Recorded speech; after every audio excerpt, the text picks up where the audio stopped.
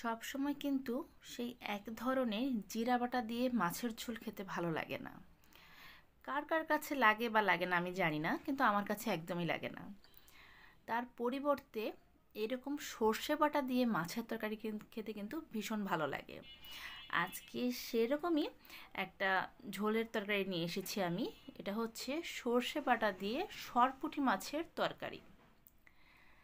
এই রেসিপিটা রান্না করা খুবই সহজ, আর খেতেও কিন্তু ভীষণ ভালো লাগে। যারা আমার মতো সর্ষে বাটার তরকারি খেতে পছন্দ করেন, আশা করি তাদের ভালো লাগবে। আর যারা এখনও এই রেসিপিটা বাসায় ট্রাই করেননি, আমার এই রেসিপিটা দেখে একবার হলেও ট্রাই করবেন। আশা করি আপনাদের ভালো লাগবে। এই সর্ষে বাটা দিয়ে মাছের ঝোল করার জন্য আমি প্রথমেই এখানে সরপুঁটি মাছ নিয়ে নিয়েছি। আমি সরপুঁটি মাছগুলোকে হালকা লবণ আর হলুদ দিয়ে একটু ভেজে উঠিয়ে রেখেছি। এটা আমি আগেই করে নিয়েছি। আর এদিকে আমি সাদা সর্ষে একটু কাঁচামরিচ আর লবণ দিয়ে বেটে নিয়েছি। এখন মাছ ভাজার তেলেই আমি দিয়ে দিলাম 1 চামচের মতো কালো জিরা। কালো জিরাটা আমি ফোড়ন দিয়েছি। যখন কালো জিরা দিয়ে সুন্দর মতো একটা স্মেল চলে আসবে, এখানে আমি দিয়ে দেবো 1 চা চামচ হলুদ গুঁড়ো।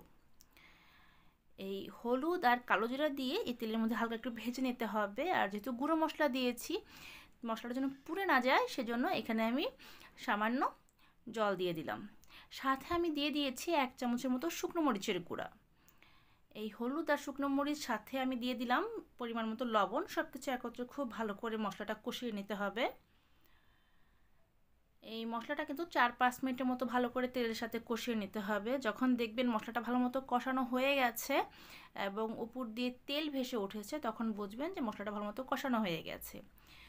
যদিও আজকে আমি এটা সরপুঁটি মাছ দিয়ে আপনাদের সর্ষে বাটা দিয়ে রান্না করে দেখাচ্ছি, আপনারা চাইলে সরপুঁটি মাছের পরিবর্তে যে কোনো মাছ দিয়ে, এটা বড় মাছও হতে পারে বা ছোট মাছও হতে পারে, সেম প্রসেসে এই রেসিপিটা করে নিতে পারেন। খেতে ভীষণ ভালো লাগে।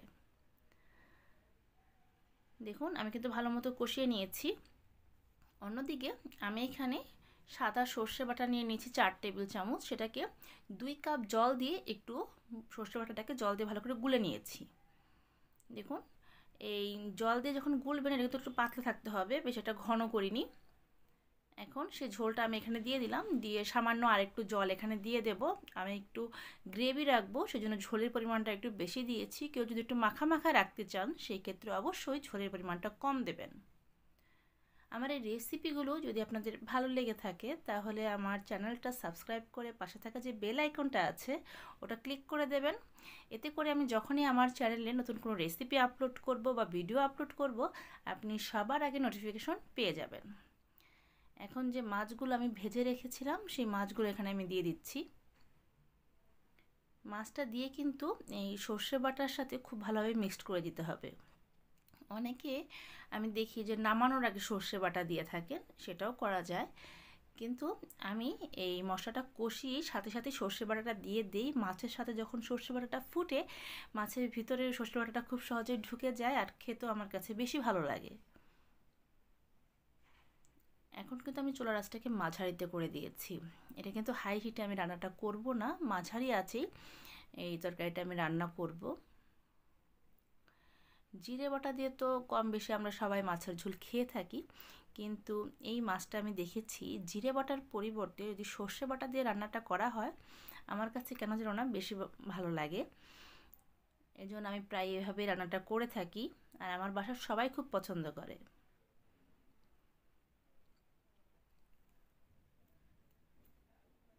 দেখুন তরকারিটা কিন্তু ফুটছে, তখন চামচ দিয়ে একটু নিচে থেকে নেড়ে দেবেন। যেহেতু সর্ষে বাটা দিয়েছি, নিচে যেন লেগে না যায় সেদিকটা খেয়াল রাখতে হবে।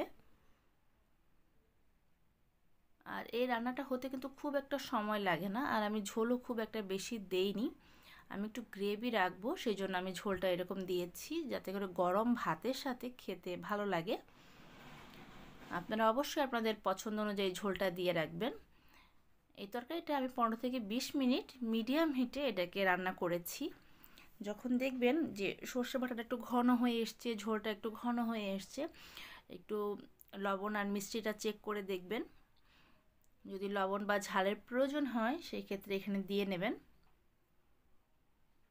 আমার তরকারিটা কিন্তু অনেকটাই ঘন হয়ে এসছে, ঝোলটাও শুকিয়ে এসছে। এখন এটাকে আমি একটা সার্ভিং বলে ঢেলে নেব।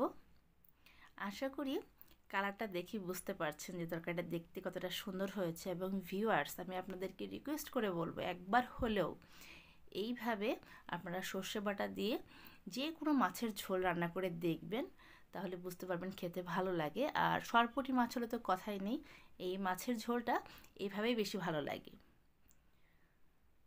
আমি কিন্তু একটু ঝোল রেখেছি গরম ভাতের সাথে, জানি ঝোলটা থাকলে পরে খেতে ভালো লাগবে। আপনারা যদি মনে করেন যে একটু ঘন করবেন, সেক্ষেত্রে আর একটু ঘন করেও নামাতে পারেন, এটা একান্তই আপনাদের নিজস্ব চয়েস।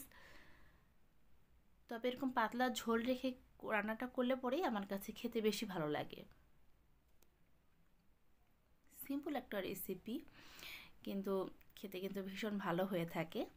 হয়ে গেছে আমার সর্ষে বাটা দিয়ে সরপুঁটি মাছের তরকারি।